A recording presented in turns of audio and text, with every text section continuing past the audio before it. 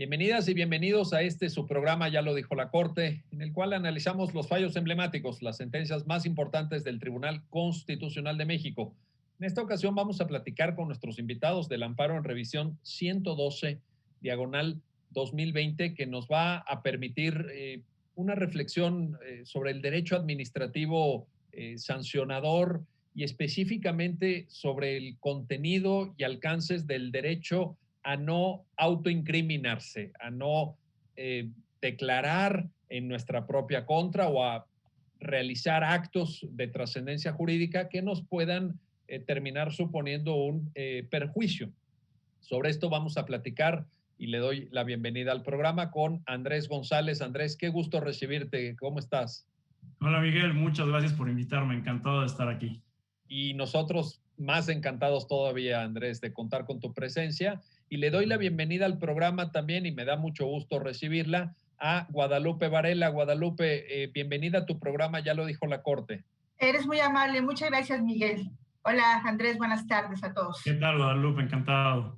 Pues si les parece, les propongo que iniciemos con Guadalupe, porque yo te quería pedir, Guadalupe, si fueras tú tan amable de plantearnos el asunto, de permitirnos comprender qué fue lo que se plantea originalmente en el amparo, cuáles son los argumentos que se ventilan en el juzgado de distrito y cómo es que el asunto llega hasta la consideración de la Suprema Corte. Si fueras tan amable, Guadalupe, por favor. Con mucho gusto, Miguel. Mira, como muchos asuntos, o como mejor dicho, la mayor parte de los asuntos de la Comisión Federal de Competencia Económica inician con una investigación.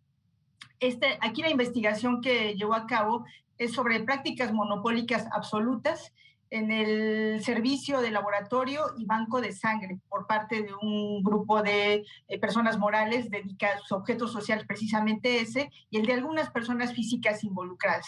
Entonces, nuestro primer paso es una investigación que inicia la Comisión Federal de Competencia Económica en ese sector respecto de una práctica o una conducta que tiene características muy, muy interesantes y que quizá a lo largo del programa podremos explicarlas. En esta investigación, la comisión tiene facultades para requerir información, documentos, cosas a terceros involucrados y desde luego a los sujetos denunciados, que apenas, insisto, es una etapa de investigación.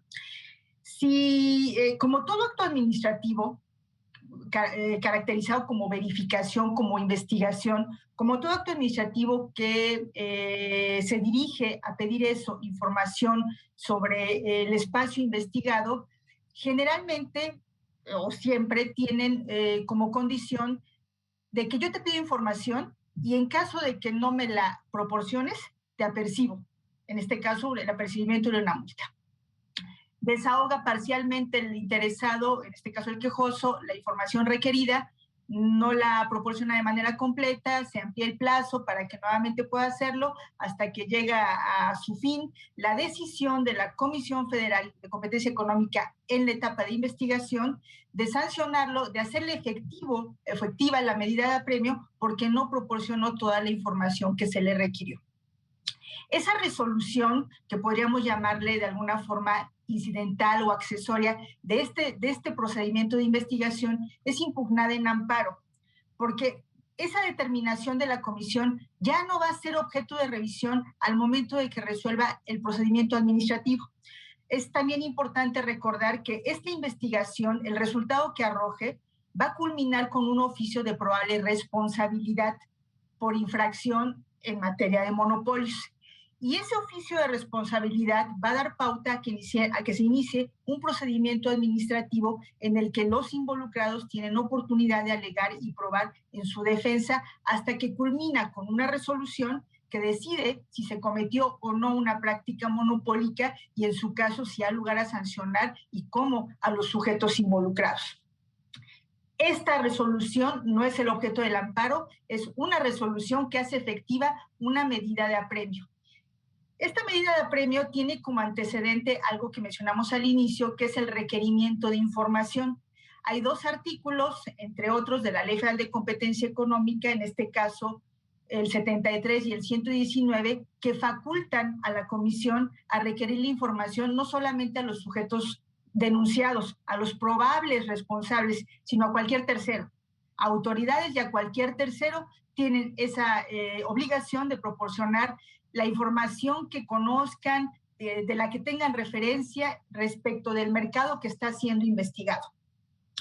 Entonces promueve juicio de amparo en contra de la resolución que le hace efectiva la medida de apremio, nuestro quejoso, y dentro del amparo señala como artículos reclamados no solo esa resolución, sino también los artículos 73 y 119 de la Ley Federal de Competencia Económica. Uno de los argumentos que introduce es precisamente el título del programa, de este programa del día, que es el derecho a no incriminarse. Él argumenta principalmente que esos artículos permiten a la autoridad o propician que la autoridad pueda exigir información que autoincrimine o que autoacuse a la persona que está investigando. Y que tan es así que incluso utiliza una medida de apremio. O sea, puede coaccionarte y es una forma de obligarme a que yo proporcione o a que yo me acuse o reconozca que estoy realizando una conducta que probablemente signifique infracción a normativa administrativa.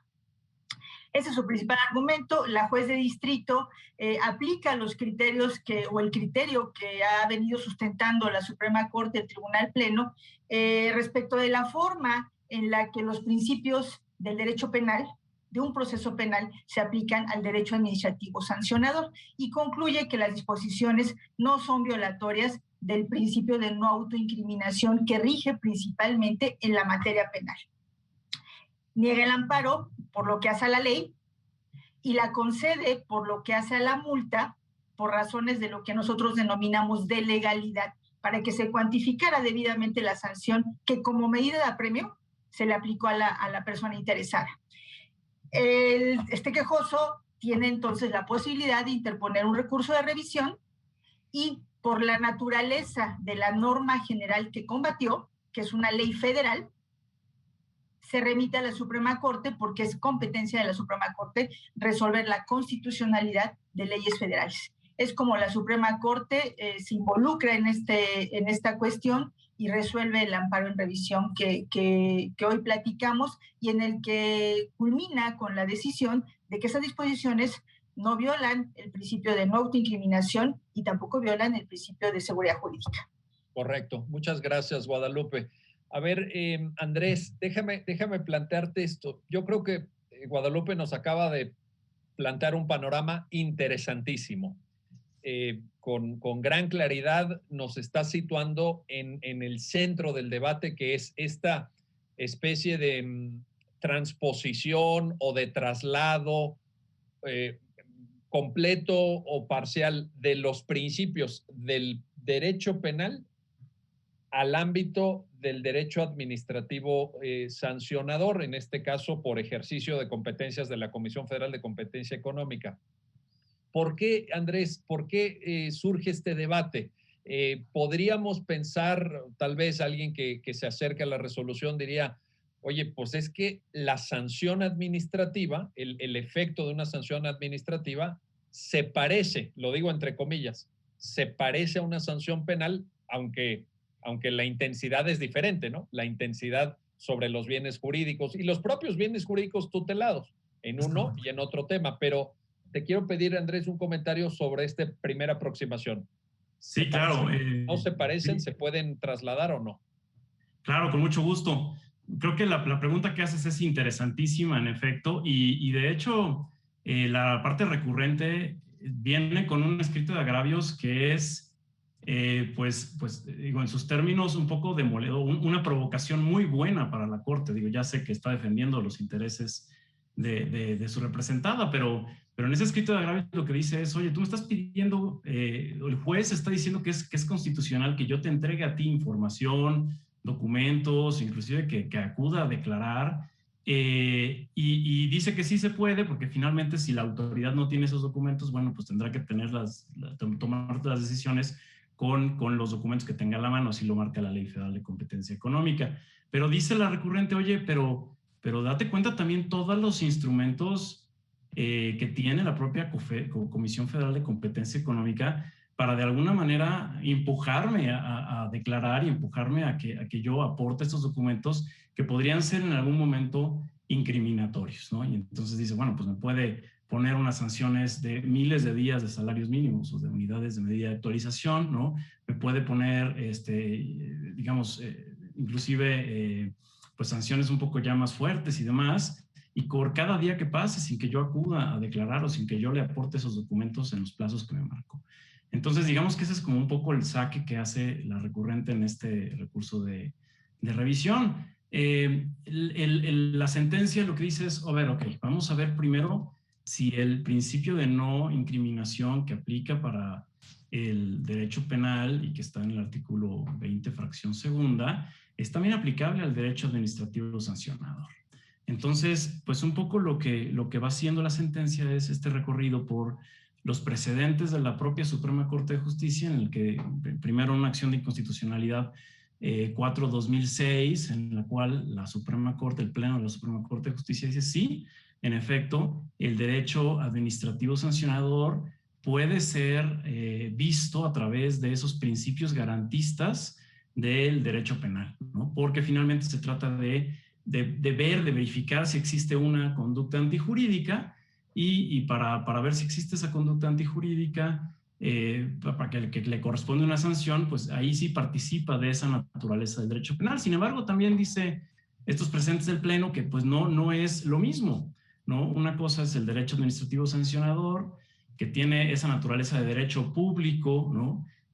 Por el cual el Estado, digamos que ejerce estas atribuciones de vigilancia y de sanción, y otra cosa es, como tú adelantabas en la pregunta, este derecho penal que tiene una naturaleza de bienes jurídicos protegidos, ¿no? Que son de alguna manera pues, distintos. En uno las sanciones tienden a la privación de la libertad y en otros las sanciones tienden pues, a una amonestación o a una multa, ¿no? Normalmente.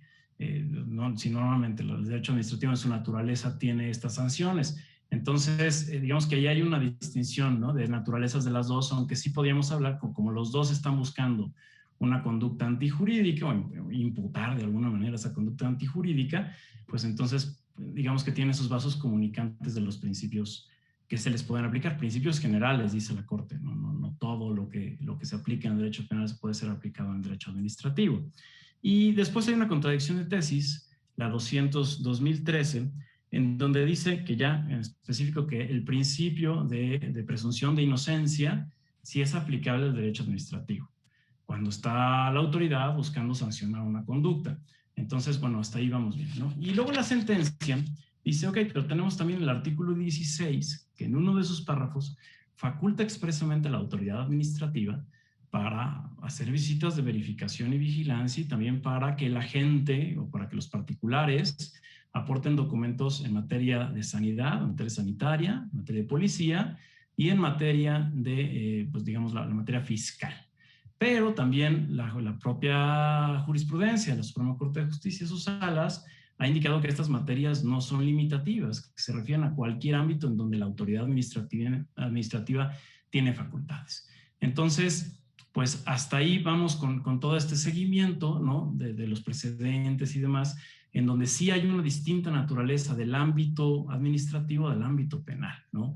Y como está esta facultad del 16, entonces el propio proyecto, Guadalupe nos puede explicar más a fondo, pues termina diciendo, oye, no es la misma naturaleza, o sea, no podemos decir que este principio de autoincriminación tal como está establecido en la Constitución General de los Estados Unidos Mexicanos y como está establecido en la propia jurisprudencia de la Corte, que es decir, eso también lo señala y lo explica muy bien la sentencia. Dice, a ver, la jurisprudencia de la Corte lo que ha dicho es, sobre todo de la primera sala, lo que ha dicho es, a ver, este principio lo que significa es que tú tienes el derecho de mantener tu silencio, ¿no? De no hacer ninguna aclaración y que ese silencio no se tiene que tomar como un indicio de culpabilidad. Y luego, por otro lado, que la autoridad no puede coaccionarte a que tú, digamos, que rompas ese silencio por cualquiera de los medios pues ilegítimos y que la ley penal debe promover estas o proveer de estas protecciones para el propio imputado, ¿no? En el derecho penal normal, ¿no? En el derecho administrativo sancionador es distinto por la propia naturaleza, porque la autoridad implica o o más bien explica el proyecto, perdón, la sentencia, la autoridad a lo que está facultada la autoridad administrativa es sí para poder ir a revisar si estás cumpliendo con las leyes administrativas, verificar si estás cumpliendo y requerirte documentos, permisos, autorizaciones o datos para verificar ese cumplimiento. Entonces, por eso dice, no es lo mismo el derecho penal puro y duro que el derecho administrativo, sobre todo el derecho administrativo verificador o sancionador aún, y por tanto no participa de la naturaleza, este principio no se puede, por la propia naturaleza del derecho administrativo, este principio no se puede aplicar de la misma manera que sí se puede aplicar en el derecho penal. Correcto, muchas gracias, gracias Andrés. A ver, te planteo lo siguiente, Guadalupe. Sí. En esta lógica, fíjate, Andrés ahorita aportó un elemento que me parece de la mayor relevancia, evidentemente está en la sentencia también, que es lo que mencionaba así de pasadita Andrés, la presunción de inocencia. Y yo aquí uso esta mención del propio Andrés para plantarte lo siguiente. En este debate y en este conjunto de precedentes desde aquella acción de inconstitucionalidad y la secuela que ya nos acaba de referir Andrés, ¿vale la pena ir diferenciando por tipo de cuestión o por tipo de derecho si se traslada del derecho penal al derecho administrativo sancionador, o podemos hacer una reflexión en bloque respecto a esta aplicabilidad? Porque estoy pensando, ahorita escuchando a Andrés, estoy pensando en presunción de inocencia, pero estoy pensando en tipicidad, por ejemplo. Podríamos pensar en taxatividad incluso, podríamos pensar en proporcionalidad, que está digamos, en el 22, ¿no?, de la Constitución para proporcionalidad penal. Entonces la pregunta sería, Guadalupe, ¿podemos identificar las ventajas, desventajas, posibilidades o imposibilidades de traducir estos grandes principios del derecho penal al derecho administrativo sancionador en bloque, o más bien aquí vamos viendo cada temita, ¿verdad? Vamos viendo cada tema? ¿Qué nos puedes comentar al respecto? Fíjate que esta pregunta yo pienso que es muy importante, sobre todo para todos aquellos especialistas en derecho administrativo que son defensores a ultranza de la aplicación absoluta de los principios del derecho penal al derecho administrativo sancionador. Pienso que a una respuesta inmediata en bloque no. Sí creo que no. Sí. Yo pienso que no, porque cada uno de los principios del derecho penal tiene ciertas particularidades que se dirigen a cuidar o a atender principalmente a los bienes jurídicos tutelados. Tú lo decías muy bien al principio, el bien jurídico tutelado en materia penal es la libertad, sí, principalmente, ¿sí? A diferencia del derecho administrativo, que generalmente es una sanción de carácter administrativo, dependiendo del procedimiento administrativo. No sean responsabilidades, a lo mejor una cuestión de inhabilitación, además de la sanción económica, etcétera. Por eso el derecho administrativo también tiene muchas variables. Entonces, en principio, como bloque, no. El criterio del Tribunal Pleno, cuando abre esta posibilidad de aplicar los principios del derecho penal al derecho administrativo, fue muy vanguardista, fue muy garantista, ampliamente protector de los derechos fundamentales, desde luego, porque teníamos un terreno en el que estos aspectos de defensa en un procedimiento administrativo no habían sido vistos con esta profundidad o con esta amplitud. Entonces fue importante ese primer paso. Y las modulaciones posteriores, si las observamos, se han referido a derechos en particular o a variables de estos grandes principios del derecho penal. Por eso el Tribunal Pleno, cuando fija el criterio originalmente, utiliza la palabra modulaciones. Dependiendo del derecho que me estén argumentando como violado, dependiendo de las características del acto administrativo, del procedimiento administrativo, es que tendré que valorar si aquel derecho propio de la materia penal es aplicable o no al derecho administrativo sancionador. Entonces, la respuesta sería esa. En bloque no podemos, como muchos de los asuntos que analiza el Poder Judicial Federal, desde luego la Suprema Corte de Justicia de la Nación, van a depender en buena medida de lo que tengamos en autos, de lo que las partes hayan alegado en su demanda de amparo, de lo que, como bien decía Andrés, de lo que aleguen en su recurso de revisión. Y esto es lo que nos va permitiendo, ¿no?, hacer este tipo de modulaciones o concretar este tipo de particularidades y llevarlas a la materia administrativa. Hay una relación sin duda muy amplia entre el derecho penal y el derecho administrativo en esta cuestión sancionatoria, porque ambas son representación del ejercicio punitivo del Estado. ¿Qué busca el Estado? Pues vigilar, por decirlo coloquialmente, que todos nos portemos bien. ¿Y qué significa que todos nos portemos bien? Que observemos el derecho. Pero lo hacen, dependiendo del bien jurídico tutelado, lo hacen con distintos medios. ¿Sí? Eso es una base importante, porque al final del día, sanciones va a haber. Sanciones va a haber. Pueden ser penales en función, como tú muy bien lo dices, del bien jurídico tutelado, o puede ser por la vía administrativa. Y aquí es donde viene la traslación, ¿no? Aquí es donde viene ese posible trasvase. Bueno, déjenme hacer una pausa, no se vayan, regresamos enseguida para continuar en esta conversación y análisis del amparo en revisión 112/2020 con nuestros invitados. Regresamos.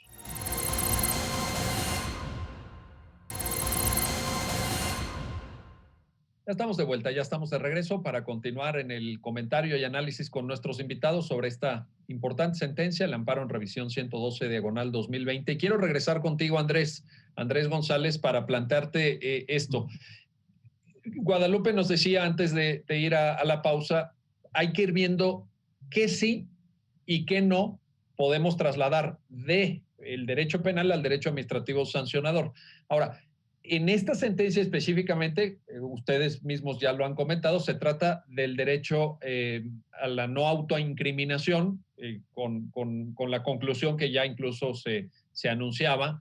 Pero a partir del comentario de Guadalupe, Andrés, podríamos seguir argumentando en el resto de temas. Es decir, parece que, digamos, si están viendo el programa abogadas y abogados que se dediquen a este tipo de temas, pues yo creo que el mensaje que acaba de decir Guadalupe y que recoge la sentencia, evidentemente, es, ahí está, vengan con los planteamientos, vengan con los argumentos y vamos viendo. ¿Te parece una lectura correcta del sí, estado de la situación?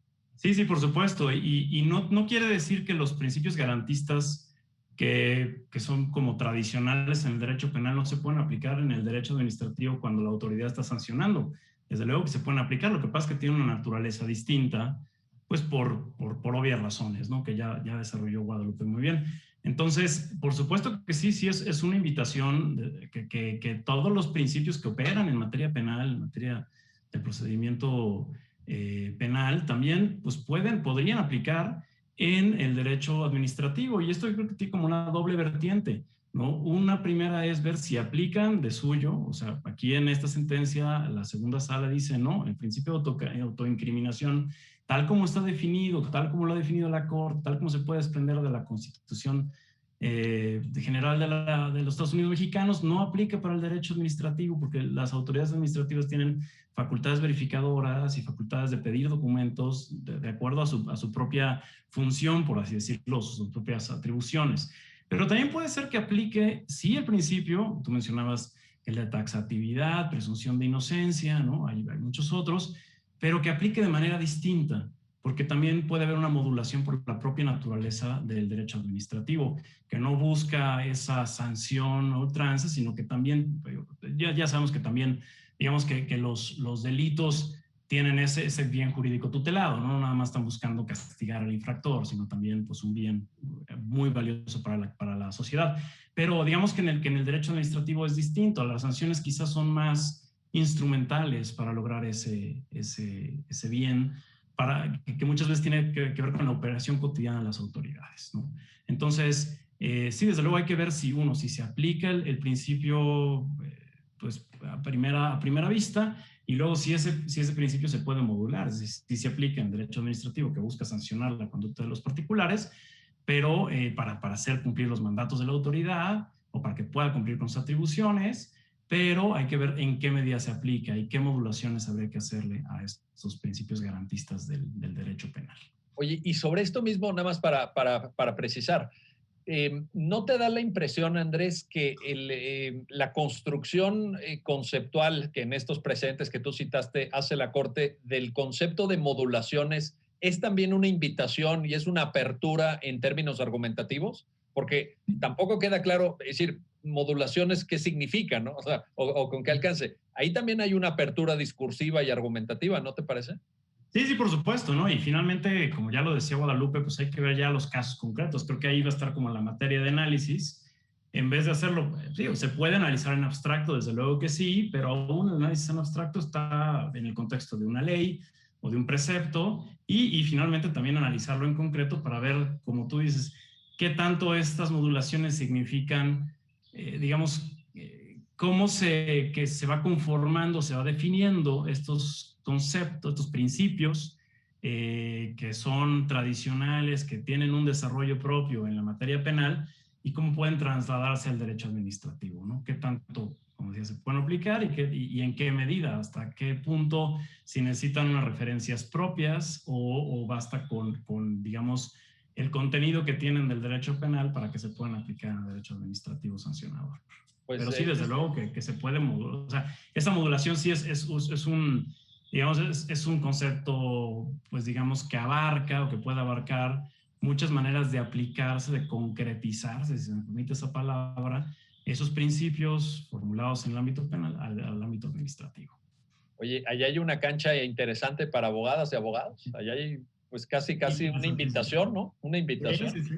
Sí, tanto de la reflexión académica como de la reflexión jurisdiccional y de la práctica pues, administrativa, ¿no? Ahí estamos, pues, ahí del foro, claro. Oye, a ver, déjame regresar contigo, Guadalupe, para plantearte lo siguiente. ¿Cuál es la razón de ser de este debate? ¿En qué se origina? Porque alguien podría decir, oye, por ejemplo, conociendo la historia jurídica y también, y lo digo abiertamente, política del Estado mexicano, uno podría decir, oye, entiendo muy bien la salvaguarda que la Corte dice en cuanto a modular o en cuanto a incluso limitar la actuación administrativa del Estado, porque ha sido un Estado autoritario a lo largo de la historia. Las autoridades administrativas han hecho un ejercicio autoritario de sus competencias. Esto ha sido calificado unánimemente por la ciencia política, por, digamos, cualquier observador del sistema político. Y entonces uno podría decir, oye, ahí hay una razón de ser de esta precaución. Es decir, ese jus puniendi, esa posibilidad de castigar a ciudadanos, pues tiene que estar sometida a controles y a controles férreos. ¿Compartes esta lectura? ¿Hay una razón ahí de Estado de Derecho, de derechos humanos? Porque si no, uno, a lo mejor alguien que nos esté viendo, Guadalupe, dice, pues se trata de una empresa que lo que quería era ganar dinero y no quería pagar la multa y no quería entregar los documentos para que no la investigaran, pero no hay un origen más sustantivo de esta discusión. ¿Tú cómo lo podrías explicar? Sí, yo pienso, como bien lo señalas tú, es cierto, hay un origen mucho más sustantivo y contundente, que es el que tiene que ser nuestro eje al momento, del lado de los abogados postulantes, al momento de plantearlo, del lado de la academia, al momento de analizarlo, y del lado de los órganos jurisdiccionales, al momento de resolver. Son los dos extremos. Es cierto, yo creo que estamos en una situación actual en la que no podemos desconocer el abuso por parte de esta facultad punitiva del Estado. Invariablemente, por eso estos criterios garantistas o de amplia progresividad en observancia, en respeto, en el cuidado de los derechos fundamentales que rigen en la materia penal y trasladado a la materia administrativa, porque la materia administrativa además es también diaria. Es como el derecho penal, es cotidiana. Todos los días tenemos visitas de verificación, requerimientos de información a particulares, por lo que decíamos en un principio, ¿no? El Estado también tiene esa obligación, no solamente la obligación de procurar los derechos fundamentales, sino que su actuación de Estado invariablemente respete derechos fundamentales. Entonces, sin duda, ese siempre va a tener que ser el eje en este tipo de discusiones. El detalle está en que tampoco podemos desconocer que hay situaciones, así como el Estado puede abusar y abusa, sin duda, por eso está el juicio de amparo, para protegernos, así como el Estado puede caer en esos extremos, y cae en esos extremos, el particular, lamentablemente, también se puede ir a una situación en la que no quiere cumplir con sus obligaciones de gobernado. Y esa es la otra parte que yo creo que tampoco podemos desconocer como especialistas en derecho administrativo. Me gustó mucho lo que dijiste al principio. Oye, esta referencia a una empresa que quería evitar una multa porque finalmente, ¿qué era lo que quería evitar la empresa? No entregar información. Y como persona moral dedicada a la prestación de un servicio de laboratorio y de banco de sangre, tiene obligaciones de carácter administrativo. Cuando digo obligaciones de carácter administrativo, de derecho administrativo, por razones de orden público y de interés social. O sea, la labor que desempeña, el servicio que presta, impacta en terceros. Aquí este procedimiento administrativo además estaba vinculado con licitaciones en el Seguro Social. O sea, peor aún. Muy delicado tema. Exactamente. Entonces, y digo, tan en boga ahorita, actualmente. Entonces, tenemos que aprender a equilibrar. No desconocer el abuso que se puede dar en autoridades en cuanto a sus facultades de verificación, en este caso de la Comisión Federal de Competencia Económica, pero también no desconocer que los gobernados tenemos una carga o una serie de obligaciones. Tenemos que cumplir con una normativa administrativa. ¿Por qué? Por razones de orden público e interés social. Sobre todo si valoro el tipo de actividad que el Estado me autorizó realizar. Y cuando decido además involucrarme en procedimientos administrativos públicos de licitación que involucran recursos públicos. Entonces, son de este tipo de litigios de carácter constitucional. Nuestro examen, el examen de la Suprema Corte, fue estrictamente de constitucionalidad. Nos asomamos, claro, para conocer el litigio, nos asomamos al tema de legalidad, pero es valorar hasta dónde la autoridad también tiene que tener límites. De hecho, la sentencia en la parte final del estudio enfatiza cómo tiene que actuar la Comisión Federal de Competencia Económica. El hecho de que tengas una función constitucional, plasmada en el 28 constitucional, que en la ley que te rige goces de una serie de facultades para el cumplimiento de tus facultades constitucionales, no significa que desconozcas el principio de legalidad y el principio de seguridad jurídica. Tus requerimientos de información, tus requerimientos de comparecencia tienen que observar fielmente el artículo 16 constitucional. De otra forma, nos vamos al extremo que bien señalas y en el que lamentablemente muchas autoridades pueden estar incurriendo. Oye, y está muy bien esto que nos recuerdas, Guadalupe, pues es un tema muy en boga, ¿verdad? Es un tema muy en boga porque es la realidad del Estado mexicano. Tampoco podemos cerrar los ojos. Yo creo que tienes toda la razón en el señalamiento. A ver, ahora, fíjate, Andrés, déjame ponerte esta cuestión que yo creo que Guadalupe nos está planteando en su comentario. La no autoincriminación en materia penal, pues realmente lo que hace es redirigir la actividad de investigación hacia medios distintos al propio sospechoso o imputado, dependiendo de la etapa del proceso penal en la que estemos. Pero le dice al MP básicamente, con la declaración del imputado, si él decide guardar silencio, no hay nada que hacer, entonces vámonos a otras formas. Aquí la pregunta sería, la Comisión Federal de Competencia Económica, Andrés, si no tiene acceso a estos documentos, si el particular no se ve compelido como lo que buscaba la empresa, en este caso recurrente, a no entregar la documentación, ¿podría lograr el objetivo que señala Guadalupe de decir, a ver, el Estado finalmente también tiene que cumplir? Yo creo que todos los ciudadanos queremos un Estado efectivo, queremos un Estado que ejerza sus facultades y no que sea esto la ley de la selva, ¿verdad? Ahí todos perdemos, pero ¿se podría lograr ese objetivo sin esta obligación de entrega de información, de compartir con la autoridad que investiga documentos, etcétera, o no? Sí, no, ahí la sentencia es clara en decir, es que, a ver, estas facultades de investigación, no es la primera vez que las tiene la COFESE, tienen una no tan larga como nuestra historia nacional, pero sí ya tienen pues un par de décadas, un poco más, en donde el Estado mexicano se ha dado cuenta de que la competencia efectiva en los mercados es algo que es fundamental para el Estado de Derecho y es fundamental también para los derechos del consumidor, ¿no? De que tengan en sus manos los consumidores un precio, una calidad adecuada y demás. Y entonces hay una política de Estado que empezó en 1992 con aquella ley de competencia económica y luego que en 2006 se reformuló completamente y en 2013 se cambia a la situación que ahora tiene, en donde tenemos un órgano constitucional autónomo, en realidad son dos, pero digamos que la Comisión Federal de Competencia Económica es la que se dedica a todos los mercados, ya luego está el Instituto Federal de Telecomunicaciones solamente para los mercados de telecomunicaciones y radiodifusión, tema interesantísimo,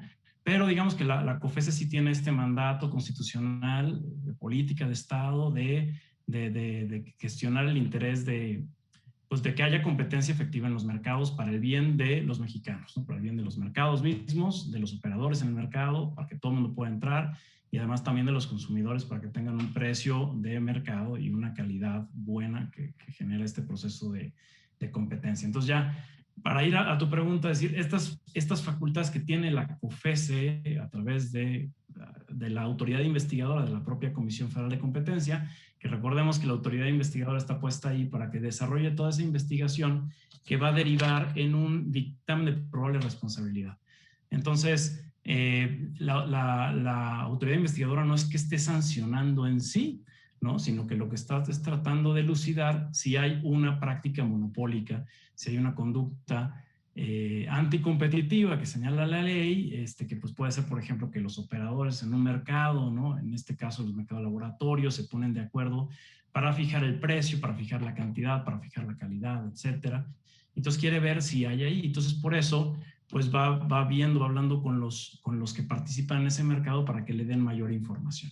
Entonces sí hay que decir que en este caso concreto el quejoso, la quejosa y luego recurrente no es digamos que la que está imputada de estas prácticas, sino que es un tercero que participa en el mercado, ¿no? Que como dijo Guadalupe, pues es un mercado en donde hay un interés público y por eso entra el Estado a regularlo, no nada más desde el punto de vista pues técnico, por así decirlo, sino también a través de la Comisión Federal de Competencia Económica, a través de un punto de vista de competencia en los mercados, ¿no? De que no haya estas prácticas nocivas que lo que hacen es que no se logre este proceso de competencia efectiva. Entonces, para eso la Comisión Federal de Competencia tiene estas facultades, ¿no? Entonces, la sentencia pues va analizando estas facultades a la luz del artículo 28 constitucional.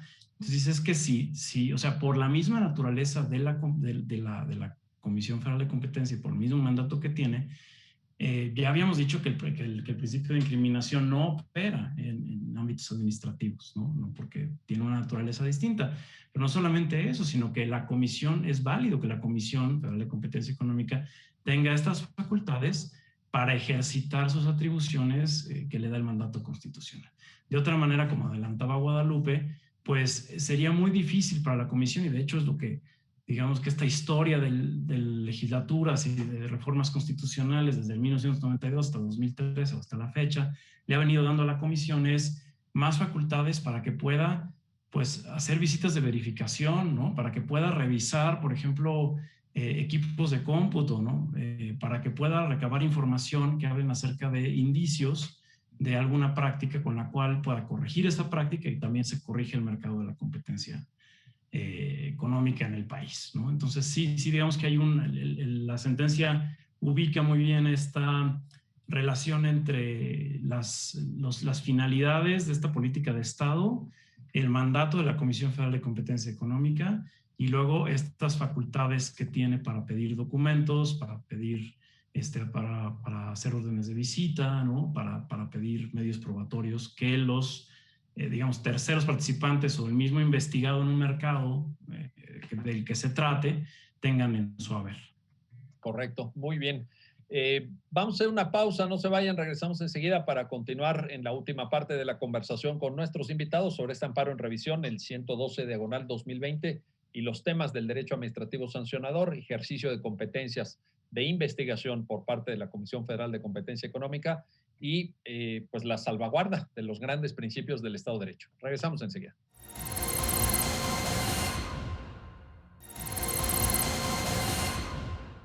Ya estamos de vuelta, ya estamos de regreso para continuar en este comentario, análisis y reflexión sobre el amparo en revisión 112/2020 con nuestros invitados. Y quiero regresar contigo, Guadalupe Varela, para plantearte, fíjate, escuchando a Andrés en esta intervención que hacía antes de la pausa, me surge la siguiente cuestión que te quiero plantear.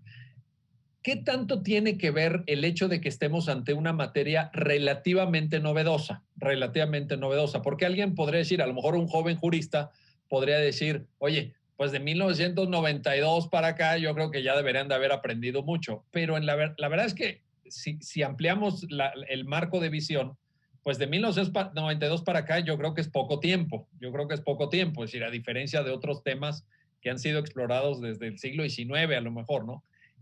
La pregunta sería, Guadalupe, ¿qué tanto todavía estamos en un sector por explorar, en un sector donde puede haber dudas, donde puede haber perplejidades, avances, retrocesos, y en donde yo me imagino incluso, ahí obviamente pues tú eres la especialista y eres la que sabes, pero yo me imagino que incluso a nivel de abogacía, a nivel de despachos, de profesionales, tal vez tampoco tengamos todo muy bien afianzado, muy bien segmentado. ¿Qué tan novedoso es el tema de antimonopolios, competencia económica, etcétera, etcétera?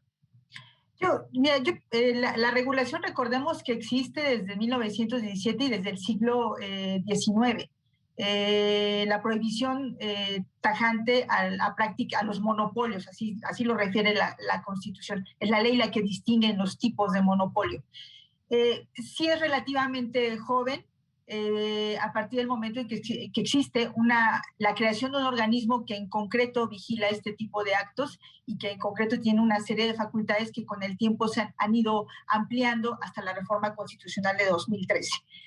Sí creo que la reforma constitucional de 2013 nos abre un panorama todavía más amplio en este sector, en este mercado, y por lo mismo, ahora sí que hablando de mercados, y por lo mismo, sí creo que estamos en una rama del derecho administrativo de la que todavía nos falta explorar muchísimo, porque además recordemos algo que yo creo que es fundamental para todos los análisis jurídicos, es la realidad, es la conducta tanto de la autoridad como de los particulares la que nos va generando los ejemplos, los casos prácticos, los casos concretos que son sometidos a conocimiento de una autoridad jurisdiccional. Es eso lo que hace crecer al derecho, lo que hacen los particulares, lo que hace la autoridad y aquello que se le ocurre plantear al abogado respecto del acto de autoridad o respecto del acto administrativo. Creo entonces que es una materia que todavía está desarrollándose y que además, por las características de los sujetos que vigila, de las conductas que está cuidando, eso va a seguir ofreciendo variables. Aquí es muy interesante y qué bueno que lo preguntas. Aquí es una práctica monopólica absoluta. Intercambiaban, por eso digo que la realidad nos va a ir modificando los criterios, nos permite construir los criterios y nos va modificando los criterios o formulando nuevas reflexiones sobre este espacio del derecho administrativo. ¿Qué hicieron los involucrados? Intercambiaron información y llegaron a acuerdos para participar en licitaciones. Eso está prohibido expresamente en la Ley Federal de Competencia Económica. ¿Y esto qué provoca?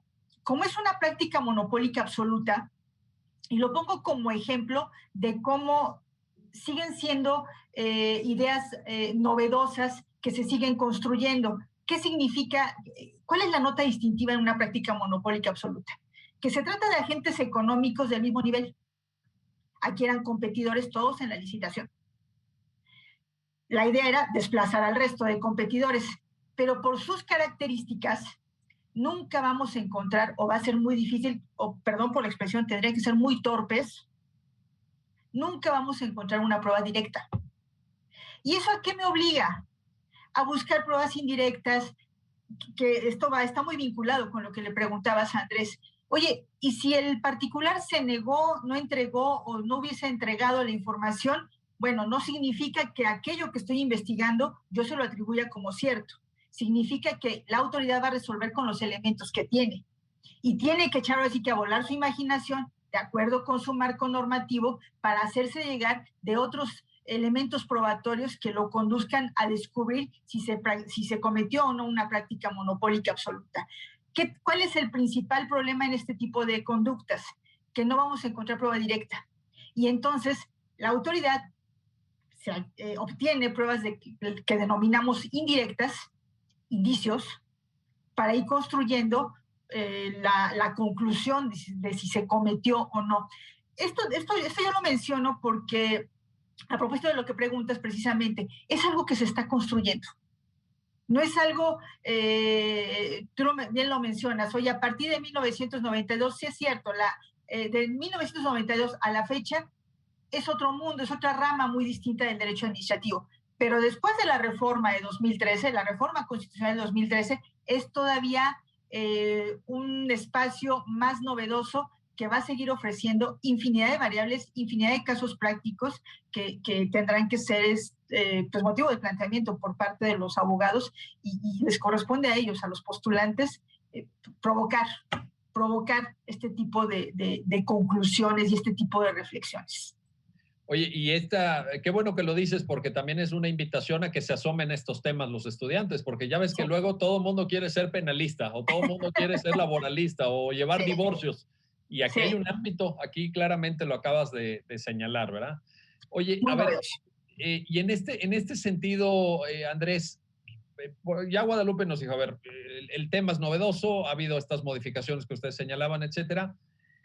¿Qué tanto en esta novedad pesa el tipo de órgano de que se trate?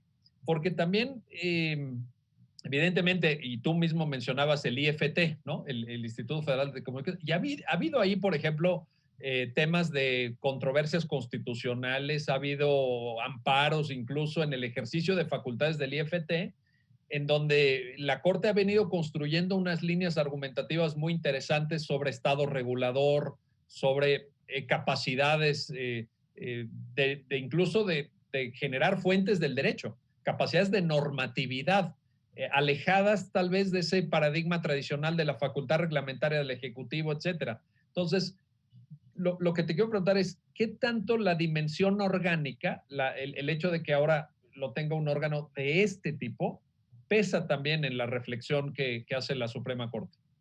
Sí, desde luego, es sustancial, creo yo, el cambio que hubo en 2013, ¿no? Digo, ya se venía dando, ya podemos ir viendo desde la primera década de los 2000, pues precedentes de la Corte, de los órganos del Poder Judicial, en el sentido de que pues, existe un Estado regulador y de que esa función reguladora no es la función administrativa pura y dura, o la función administrativa que nosotros los que estudiamos hace mucho tiempo, veíamos en nuestros manuales de derecho administrativo, ¿no? Estos típicos manuales que repetían teorías de finales del siglo XIX, principios del siglo XX, no digo que estaban mal, pero sí de un estado muy distinto al estado al que se fue moviendo el modelo mexicano, por así decirlo, desde finales del siglo XX y ahora en estas dos primeras décadas del XXI. Entonces, desde luego que sí hay un cambio, y hay un cambio, como tú adelantas, en el órgano, en las facultades que tiene este órgano para emitir no solamente pues actos individualizados, ¿no? Como en este caso, pues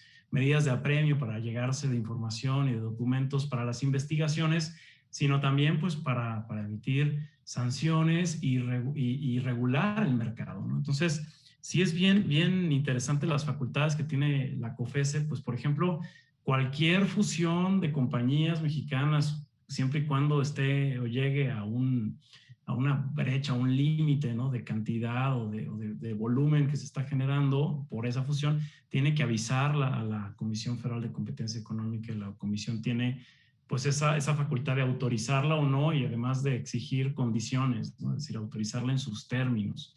Entonces esas son facultades que pues quizá en el modelo tradicional administrativo no hubieran cabido, ¿no? Como que hubieras dicho, no, a ver, aquí aplica la ley como está, ¿no? La otra, obviamente, es la facultad regulatoria, que también adelantabas, que esa se ha ido desarrollando más en el caso del Instituto Federal de Telecomunicaciones, pero también la Corte, la segunda sala, la ha aplicado en algunos precedentes al caso de la Comisión Federal de Competencia Económica, ¿no? Que tanto puede ir desarrollando sus propias regulaciones, ¿no? Disposiciones regulatorias, por ejemplo, que van desarrollando la Ley Federal de Competencia Económica, que van desarrollando cómo se pues se aportan las pruebas, cómo se pueden individualizar las sanciones, etcétera. Todo eso pues es una facultad que tiene este órgano regulador.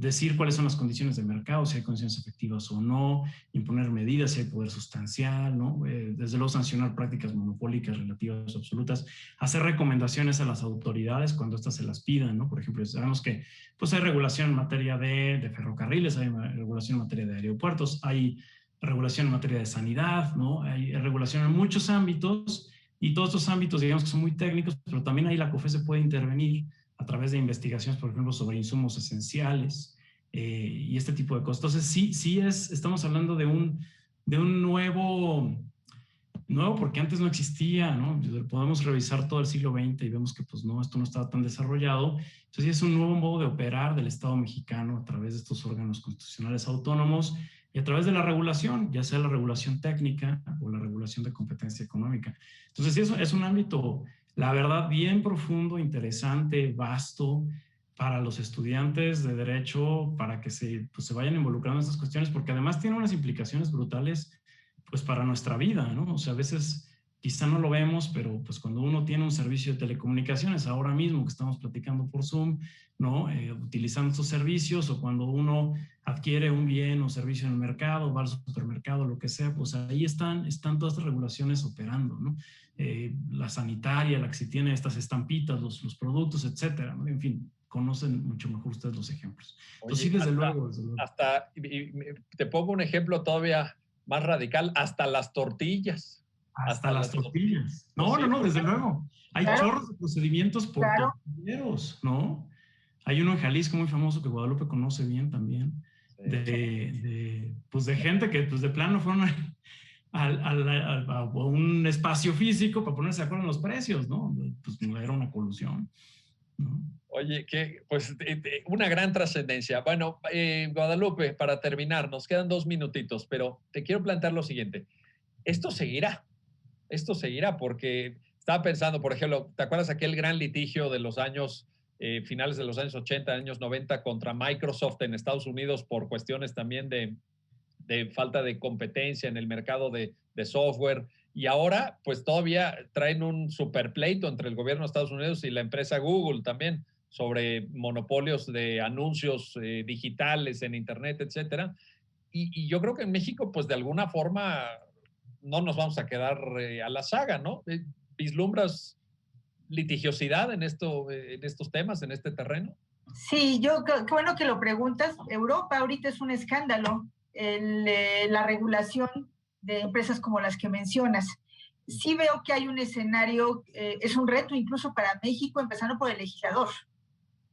Hay sectores de mercado que desde luego se vinculan con telecomunicaciones y con competencia económica que no han sido explorados por el legislador. A eso agrégale la gran actividad, la actividad muy amplia, muy efectiva de parte de la Comisión Federal de Competencia Económica, que ha tomado su papel en serio como órgano constitucional autónomo y está como verdadero vigilante de todos los mercados. Estamos además en un mundo globalizado. ¿Y esto a qué nos lleva? A lo que yo te mencionaba en un principio, a la importancia de legislar. El Congreso de la Unión tiene una labor muy importante de estudio, de reflexión, de propuesta inteligente de leyes. Sí. Y cuando digo inteligente, lo digo con todo respeto. Eso nos lleva a efectividad. Y nos lleva al terreno del litigio, por medio del amparo, por medio de las acciones de inconstitucionalidad, por medio de las controversias, y lo que decida en su momento la Corte o lo que decidan los tribunales especializados es lo que va a venir a conformar nuestro Estado de Derecho en este sector de competencia económica. Lo dices muy bien, no es un terreno en el que estamos construyendo y que nos falta desde la normativa. El propio Ejecutivo va a tener su labor, la propia Comisión Federal de Competencia Económica, con esta facultad regulatoria que ya le reconoce el artículo 28 constitucional, tienen ambos, todos estos sectores involucrados, y desde luego el judicial, todos estos sectores tienen una carga de seguir construyendo y de seguir avanzando. O sea, creo que estamos comenzando y hay terrenos que no están explorados. Y es la invitación, como bien lo mencionas, ¿no? Para los estudiosos del derecho y para los postulantes. Ahí está. Y oye, imagínate, estamos iniciando, pues que hoy nos queda todavía mucho por recorrer. ¡Qué maravilla! Muchísimo, Qué buena conclusión del programa, ¿verdad? Porque es una invitación. Ahí está el terreno, ahí está la cancha. Guadalupe Varela, Andrés González, gracias a ambos por ayudarnos a entender esta sentencia y gracias a usted que hace posible su programa, ya lo dijo la Corte, en el cual analizamos los fallos emblemáticos, las sentencias más relevantes del Tribunal Constitucional de México. Hasta pronto.